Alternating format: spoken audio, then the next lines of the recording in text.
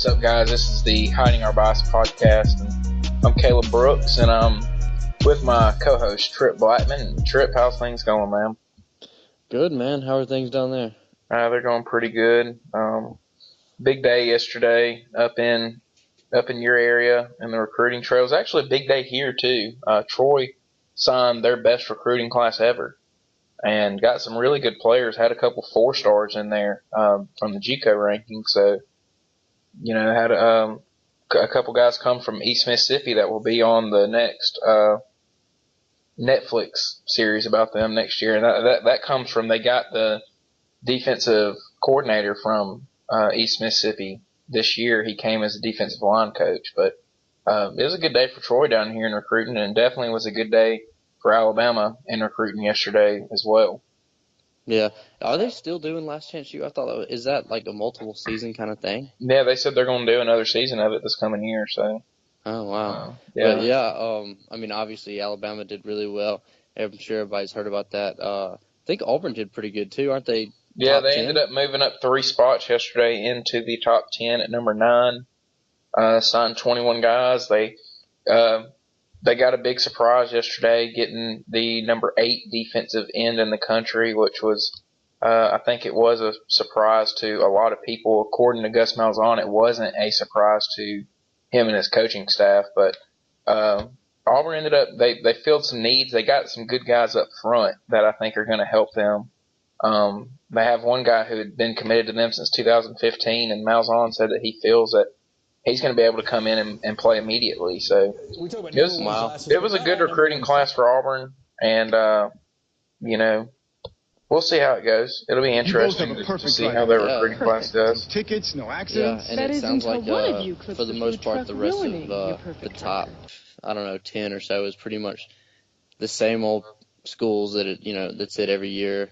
I think Ohio State was number 2, right? Yeah, Ohio State finished number 2. Florida State was like 3. Florida State was 4. Georgia was number 3. Okay, good recruiting class for Kirby Smart. It's going to be interesting now to see if he can coach them, but we definitely see that he can get them. Which, we knew that anyways when he was at Alabama. He was the top guy in the state of Georgia when it came to getting the guys that Alabama was able to get out of Georgia, and so it's been good, and it's been interesting as well. Did you hear about what Butch Jones said? No, what did he say yesterday? I don't know if it was yesterday or today, but he met with a group of alumni, Tennessee alumni, and he told them that he wasn't interested in 5-star athletes. He only wanted kids with 5-star hearts. Well, he said a couple months ago. He said his team is champions of life. So he went from telling them that they're champions of life to telling them they have 5-star hearts. Well, it seems to be doing really, really good for Tennessee and their program. If it was up to me, they could sign him to a lifetime contract and keep him there forever. When they first hired him, I thought that was actually going to be a pretty good hire. Yeah, I did too.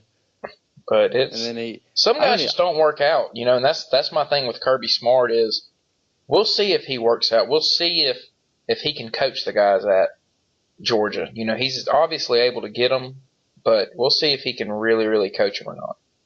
Yeah. Some guys just aren't fit to be head coaches either. No. I don't really know why. Well, I guess I do know why, but that's just, I don't know. To me, that's just funny how it works. How some guys could be outstanding, coordinators and then not so great head coaches. But I don't know. Like I said, or like you said, Kirby's just got 1 year under him. Maybe next year will be a little bit better for him.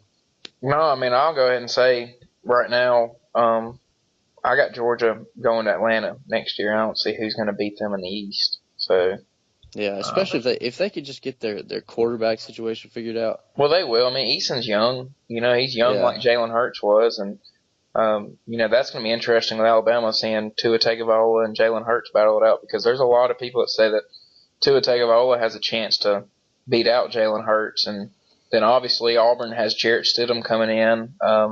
They're Is that pretty much the Baylor kid? yeah, and they're pretty Yeah. much just pinning him to start over Shaun White, and Which, I mean, I don't blame him there. I mean, I figured. no, but that'll be interesting. Shaun White's had to deal with injuries. He's had to deal with a lot of stuff.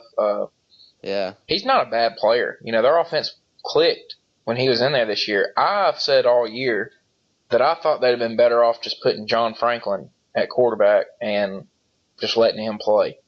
Right. But, just kind of like Nick Marshall. Because they just they kind of took their lumps with Nick Marshall, and then all of a sudden they were in the national championship. But not saying John Franklin would have been that type of player, but I mean, like you saw in the Iron Bowl, he hit that big long pass, and that was the kind of plays that he could make that Shaun White couldn't. You didn't see Shaun White didn't have the arm strength to be able to throw it downfield like that, and I just think that'd have been it'd have helped their offense more. Imagine him back there with Petway, and now you've got the threat of John Franklin running along with Petway.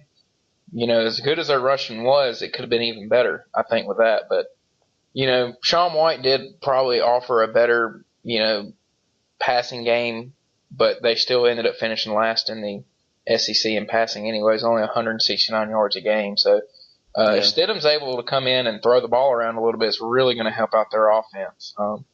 Auburn's offense could be really, really good next year. Yeah, I'm sure it will be.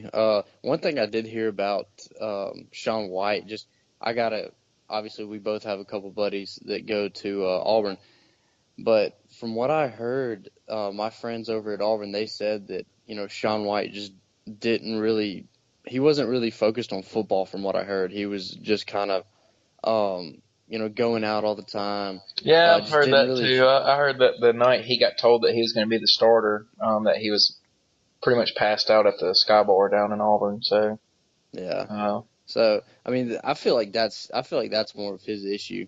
Yeah, he's definitely got the capability to be a good player, but we know Stidham has the capability to be a very good player too. He didn't play much at Baylor, but the little bit he played well, well enough to show that he could. He has the ability to be a very, very good quarterback. So, that'll be an interesting thing to look at.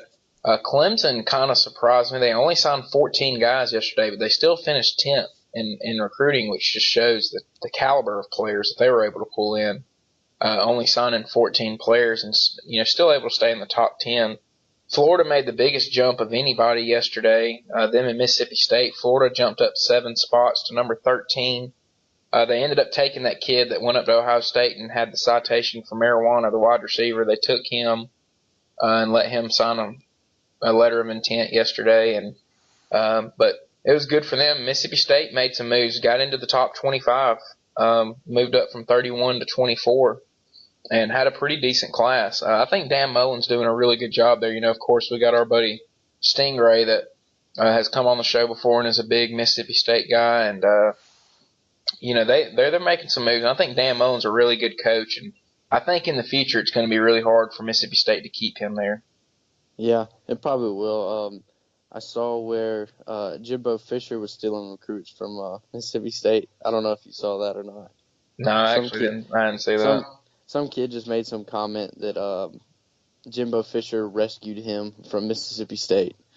Wow. I don't know what that's about, but well, it's going to be an interesting game between Alabama and Florida State to start next year. Florida State finishing 4th in recruiting this year. They've of course been up there in the top 5 for the past so many years, and then of course Bama's had 5 of the last 6 number 1 classes. So that game's going to be really, really interesting. And got a feeling that you're going to see some young guys from both teams playing in that game. I think we're at a point now in college football where you don't see guys getting redshirted much anymore because they're, playing 3 years and getting out. So the coaches are pretty much getting what they can out of them, putting them on special teams and putting them in spots to play. And so, you don't really see the redshirting happening much anymore in college football.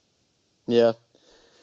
Yeah, you're right. But I know, guys, I know that you guys are probably wondering, even though National Signing Day was yesterday, but this week is the Super Bowl. We are, obviously, I'm very excited. I know Brooks is too. It seems like I've been more more excited about this Super Bowl and this NFL season than I have been probably in my entire life. Yeah, I'm looking forward to this Super Bowl. It's going to be very high scoring, I think. The Falcons are definitely going to put up points. New England's definitely going to put up points on the Falcons defense, but it's going to be really interesting to see the matchup of Julio and Butler on Sunday. And, Julio has been as good as anybody. He's the only NFL wide receiver to average over 100 yards the last 4 years. And, Matt Ryan playing the way he is, it's going to make it a really, really good game. I think it's going to be close, and I think it's going to be high scoring. So I look forward to it on Sunday. Yeah, I think it's going to be really good. It's kind of a toss-up almost to me. I could honestly see this game going either way, Patriots or Falcons. I do think in order for the Falcons to win, though, it's going to have to be a shootout. If it is a shootout, then I think the Falcons will win, just because I feel like their offense can score a little bit better than the Patriots. And I know that, the Patriots have the number one scoring defense, but, as we mentioned before, they haven't really played a whole lot of good quarterbacks. So that's kind of, I'm not saying that their defense is bad, but it's just that stat is a little deceiving. I Yeah, think the only good quarterback they've played all year is maybe Russell Wilson, and even when they played the Steelers earlier this year, it was when Ben Roethlisberger was hurt, so their backup was in. So yeah. Then they just got done playing Roethlisberger again, but I mean Le'Veon Bell was out, and Brown ended up getting hurt, and so they hadn't played a team the caliber of Atlanta on offense this year.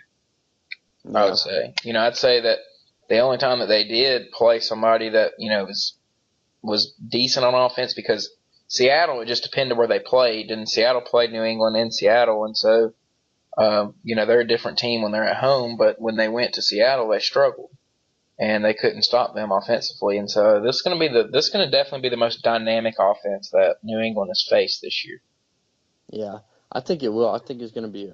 I think it's making up to be a great Super Bowl. I think this is going to be really good. You got Matt Ryan having pretty much the best season he's had in his career, and then you got Tom Brady, obviously, who is Tom Brady, one of the best quarterbacks of all time. And then the Patriots defense is pretty good. The Falcons defense is it's okay. They've had their times, but really I saw somebody point out on Twitter today, said that look at what they've done since December, and I mean they're It's been right. impressive. Yeah, I mean they've really kind of locked down here lately, it seems. So I think the Falcons are definitely ready to play. We'll just Yeah, see I how they think can that handle all the the the pressure. big thing is with the Falcons is they're young, and so it Hmm. took a while for some of these younger guys to kind of get going. And now that they have, and they've kind of gelled together as a defense, they've gotten better. I mean, they were able to hold the Pack, and yes, the Packers were hurt a little bit, but still, they were able to hold the Packers to nothing in the first half, and basically nothing in the second half. I mean, they just kind of gave up some late points, but played very good against the Packers team that had been scoring at will, and shut down the Seahawks when they played them. And so, I've got the Falcons winning. I think that the Falcons end up winning this game. I got it being 34 to 30, 31 to 27, something along that. But I think that the Falcons have been tested more than New England, and I think that the Falcons win the game. Yeah, I could see that happening, but my pick is with the Patriots. I think the Patriots win. I'm not quite sure though if they cover the spread, but the reason I'm going to say that the Patriots win is pretty much when you look at all the playoff games that went on this year, the better quarterback has won in pretty much every game. And you can put an asterisk besides the Packers and Falcons game, just because I think that overall Aaron Rodgers is a better quarterback than Matt Ryan, but this year um, they were pretty similar. I mean, Matt Ryan obviously had the best season of his career, and then on